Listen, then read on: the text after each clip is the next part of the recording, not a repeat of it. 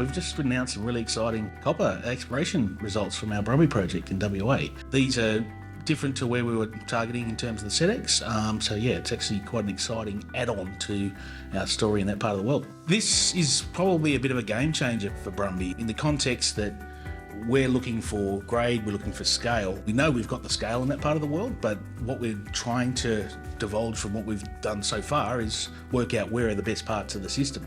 And to have a whole bunch of copper showing up, which we were obviously aware that the system held copper, but ultimately in this particular location there looks to be a couple of things in play. This all started after the drilling. We actually had the opportunity to go up there and spend some time on the ground without the drill rigs. It's been a very focused first 5 months for the company. So we've gone out there, done our program. So now what we've actually been able to do is step back and spend some time in the field with the geologists and get our heads around Brumby.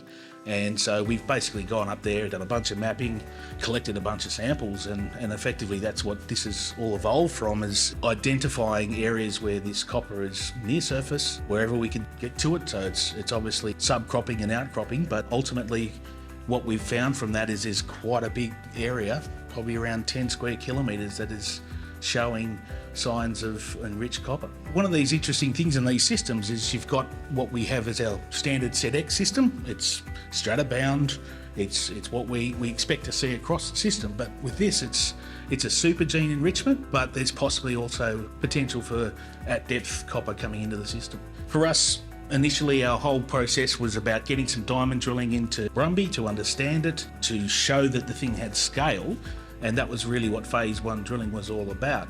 But from that, we've actually started to see some vectors within the system, and one of those is the copper. Now, we actually did see in the top of the first hole a bit of this oxide copper starting to show up. So that's what got us to go and look where we did, and then obviously from that we've moved out to the east, well beyond where we drilled before. So now it's a case of getting some actual laboratory results for this stuff. I mean, obviously we're talking XRF numbers at the moment.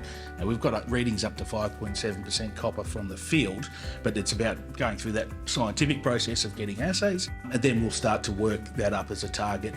We'll probably do some ground truthing, some auger sampling to build up some anomalies, and then obviously we've got phase 2 drilling coming up shortly, so we'll definitely be putting a few holes in just to see what it's all about. A lot of the core has been continuous XRF using the mineralised system, so we've got a great body of information there, and once the results are available we'll be able to bring that to market. But for us, we're confident, we're going straight into phase 2 regardless, and we're very, very keen to see what comes out in the true assays, but ultimately we're comfortable it's going in the right direction.